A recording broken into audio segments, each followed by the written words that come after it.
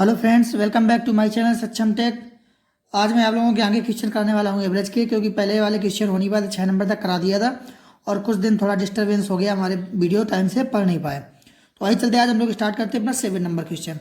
7 number question में क्या कहा गया है, एक क्रिकेट खिलाड़ी के गेंद फेंकने का औसत 24.85 रन प्रति विकेट था।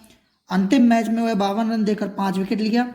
उसके बाद उसका औसत 0.85 से कम हो गया। अंतिम मैच खेलने तक वह कितने विकेट लिया। तो इसको हम लोग सॉल्व करते हैं। इसमें हमें क्या क्या दिया गया है, इसमें हमें लिखने हैं दो चीज़ें, एक विकेट और क्या लिखना है हमें, रन।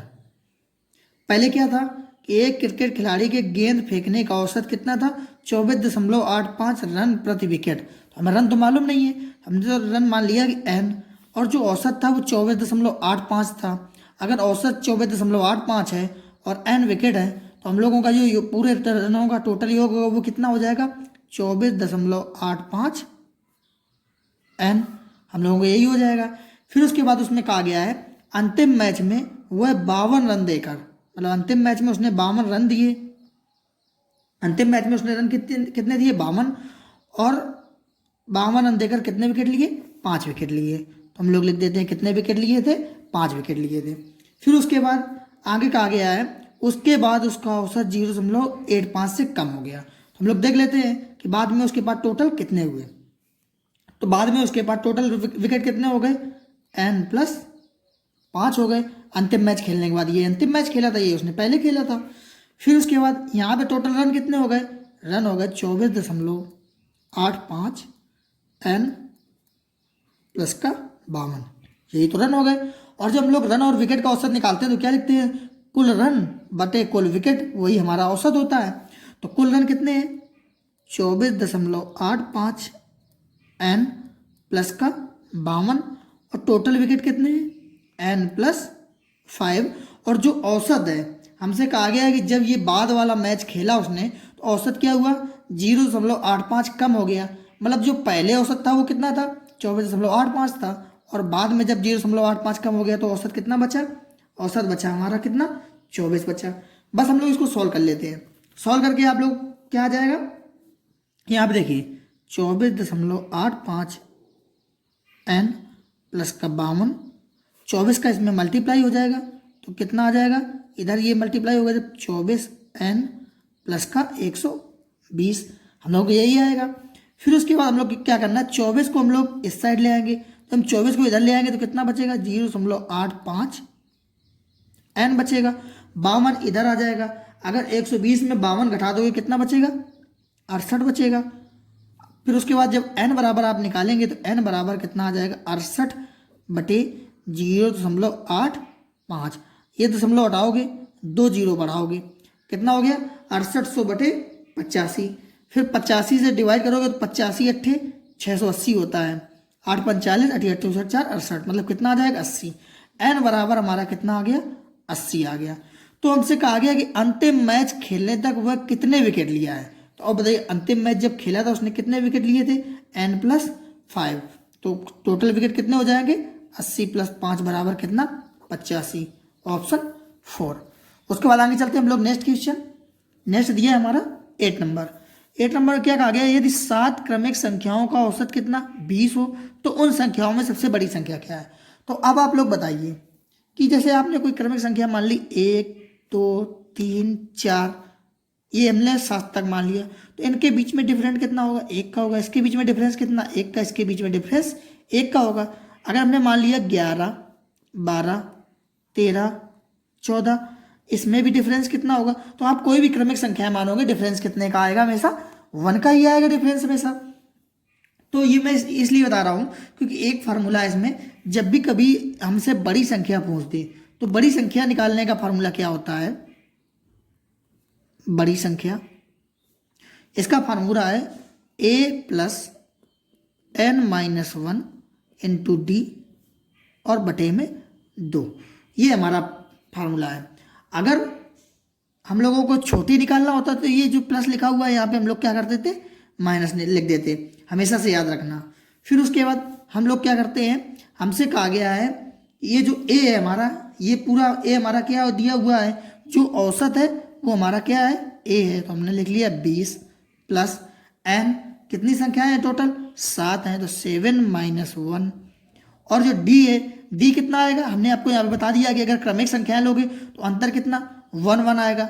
अगर यही क्रमिक संख्याओं के बजाय सम संख्या कह देता 2 4 6 8, तो इनमें अंतर कितने का आता, हमेशा 2 का आता। तो यहाँ पे हम लोग कितने डी की वैल्यू कितनी लेते, 2 लेते। तो बस आप लोगों को इतना याद रखना, सम पूछे या विषम पूछे अंतर कितने का, 2 का ही रहेगा।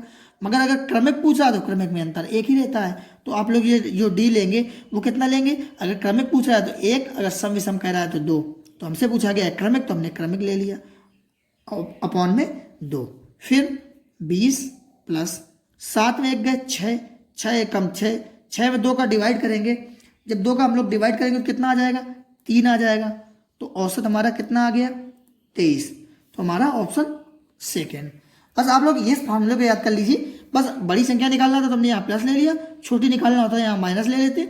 और ये जो डी की वैल्यू ली है ये तो हमारा एवरेज है हमेशा, और जो डी की वैल्यू ली है वो हमने कैसे ली है, जो इनका अंतर है। अगर क्रमिक पूछ रहा है तो हमने आपको लिख के बता दिया कि वैसा अंतर एक आएगा, 1 2 3 4 लिख लो, चाहे 11 12 21 22 23, अंतर तो एक ही का रहेगा।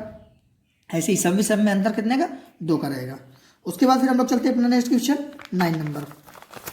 9 नंबर देखते हैं, 9 नंबर में क्या कहा गया है। 9 नंबर में कहा गया है 4 भाइयों की औसत उम्र कितनी है, 12 वर्ष है। यदि उनकी उम्र में उनकी माँ की उम्र भी शामिल कर ली जाए।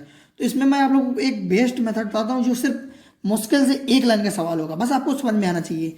बस इतना याद रखना कि जो भी आए उसको प्लस में लेना और जो जाए उसको माइनस में लेना, क्योंकि जो आएगा तो वो कुछ ना कुछ वजन तो बढ़ाएगा ही तुम्हारे वेट में। अगर कोई जाएगा, मान लो तुम्हारे पास 20 किलो है, अगर उससे तुम 5 किलो जाने दोगे तो कम ही होगा वजन, मतलब माइनस किया हमने, तो जाएगा तो माइनस।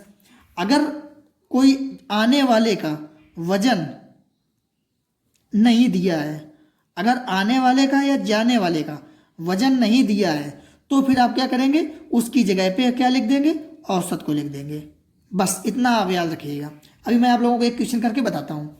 इसमें कहा गया है 4 भाइयों की औसत उम्र कितनी, 12 वर्ष है। यदि उनके उम्र में उनकी माँ की उम्र भी शामिल कर ली जाए। अब आप बताइए, माँ उनकी आई है तो माँ को हम लोग प्लस में लिखेंगे, तो हमने लिख लिया माँ को प्लस में लिख लिया। माँ को हमने माँ ही लिख लिया ना, एन माना ना एक्स माना, माँ को हमने प्लस में लिख लिया। पर उनकी उम्र को शामिल कर लिया जाए तो औसत में 5 वर्ष की बढ़ोतरी हो जाती है। पर हमसे ये नहीं कहा गया कि गया कौन है। हमने आपको बताया जब जाए तो उसको माइनस में लेते हैं, अगर वजन नहीं दिया है जाने वाले का तो हम लोग क्या लेते हैं, उसको औसत लिख देते हैं उसकी जगह। तो जाने वाले का माइनस लेंगे और जो उसकी जगह क्या लिख देंगे, औसत। तो हम लोग 12 लिख दिए। अब आप बताइए, पहले कितने लोग थे, 4 भाई थे, उनकी माँ भी शामिल हो गई तो टोटल लोग कितने हो गए, 5। यही तो हमारा औसत होता है। फिर कहा गया है औसत में 5 वर्ष की बढ़ोतरी हो जाती है। तो अगर बढ़ोतरी हो जाती है तो प्लस का 5 ले लिया, अगर 5 वर्ष कम हो जाता तो यहाँ माइनस का 5 ले लेते। बस 5 का इसमें मल्टीप्लाई कर देंगे 25, तो कितना आ गया, माँ माइनस 12 बराबर 25। तो माँ की उम्र जो आ जाएगी 12 इधर आ जाएगा, 25 2 27 10 37, ऑप्शन फर्स्ट। हमेशा से याद रखना, इस टाइप से पूरे के पूरे आपके सवाल हो जाएंगे। मैं आप लोगों को और भी बताऊंगा, आप लोगों को आसानी से समझ में आ जाएगा। जो आता है उसको प्लस में, जो जाता है वो माइनस में। अगर जो मान लो यहाँ पे मान लो दिया हुआ था, जैसे एक आया, माँ आई तो हमने माँ को लिख लिया। अब कोई ना कोई तो जाएगा ही, तो अब यहाँ पे हम आने वाला ही थोड़ी लिखेंगे, अब तो जाने वाला लिखेंगे। तो हमने जाने वाला कौन होगा, ये 12 होगा। अगर इसमें वजन नहीं दिया था जाने वाले का तो हमने क्या किया, तुरंत औसत को उठा के यहाँ पे रख दिया कि जाने वाला क्या है, औसत है। अभी और एक दो बताऊंगा तो आप लोगों को आसानी से समझ में आ जाएगा। उसके बाद हम लोग चलते आगे 10 नंबर क्वेश्चन। 14 छात्रों के प्राप्तांकों का औसत कितना है, 71 है। लेकिन बाद में पता चला कि एक छात्र के प्राप्तांक 56 के बजाय 42 हो गए और दूसरे के 32 के बजाय 74 चढ़ा दिए गए। तो सही औसत बताइए।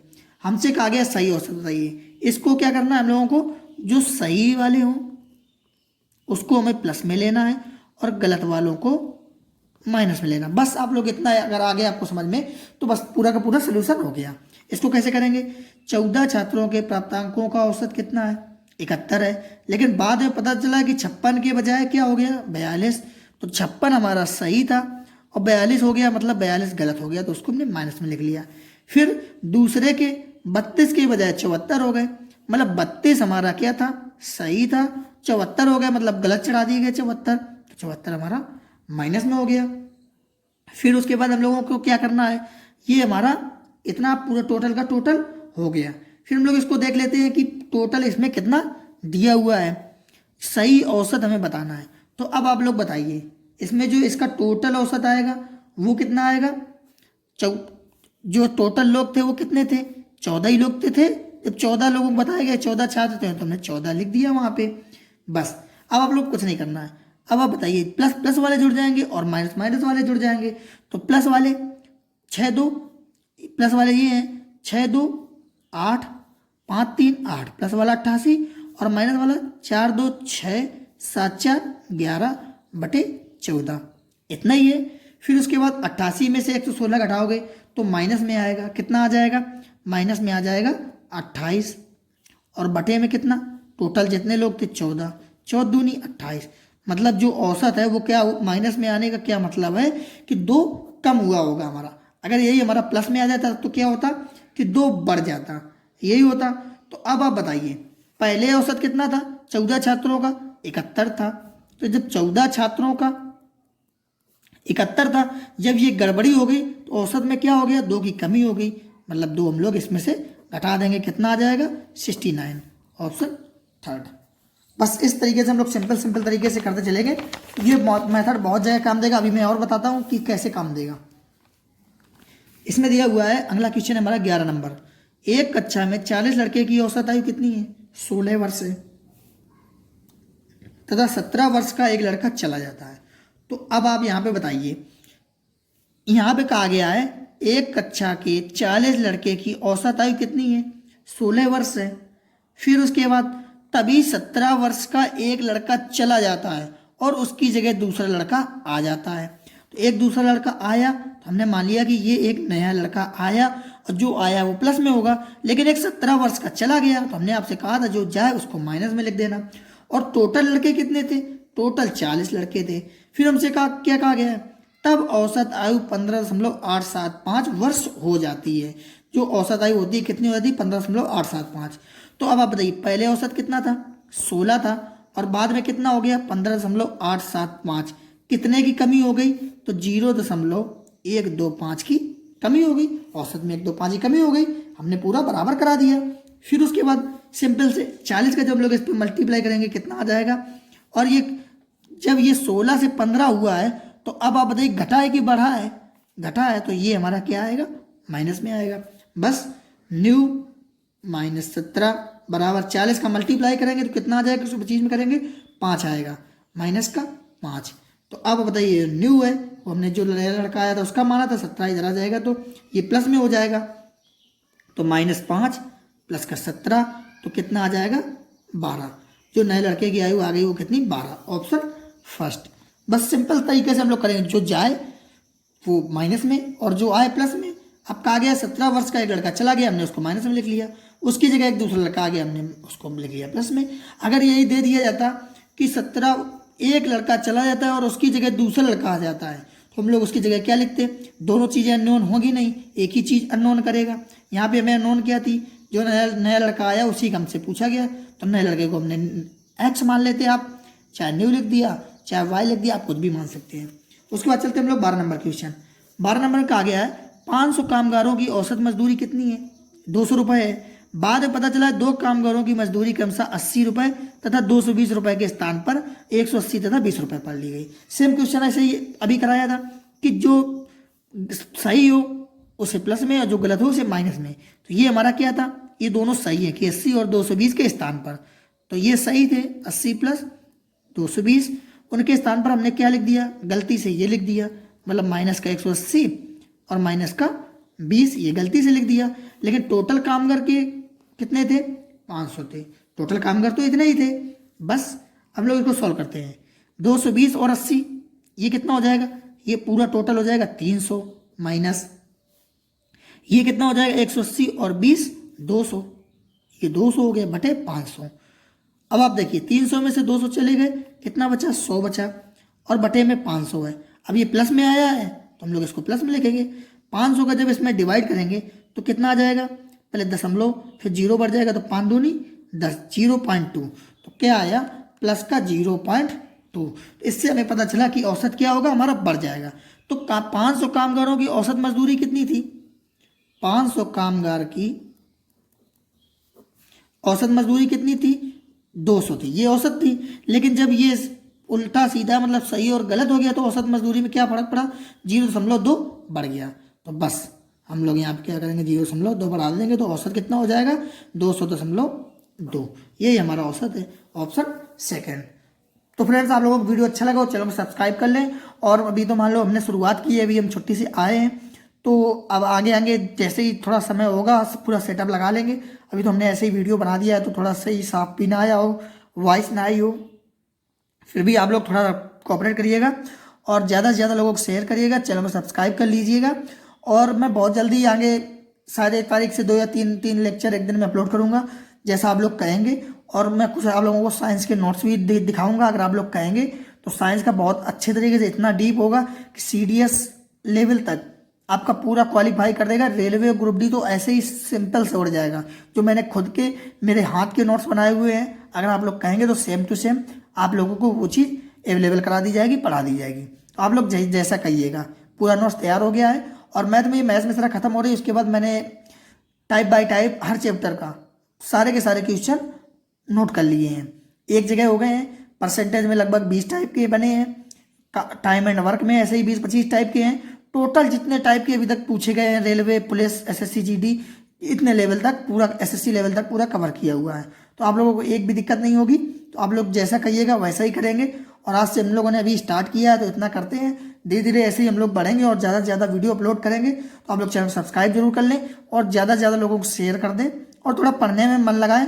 क्योंकि अब आप लोग देखते हैं कि नई एजेंसी का चयन हो गया, पहले आप लोगों का पेपर होगा तो इससे आप लोगों को प्रॉब्लम ये होगी, पहले हम लोगों को CET क्वालिफाई करना पड़ेगा, फिर उसके बाद फॉर्म अप्लाई करके हो पाएंगे। हो सकता है रेलवे, NTPC और ग्रुप डी में भी यही नियम लागू हो जाए, तो हो सकता है। अभी किसी को कोई कंफर्म नहीं है तो अभी आप वो मान के मत चलिए, लेकिन आप लोग पढ़ते रहिए और ज़्यादा से ज़्यादा लोगों को चैनल को सब्सक्राइब कर दें और शेयर करवा दें जिससे कि और लोग अपने चैनल पे जुड़ पाएँ। सो फ्रेंड चलते हैं, मिलते हैं आगे क्वेश्चनों में कल। Take care, bye bye.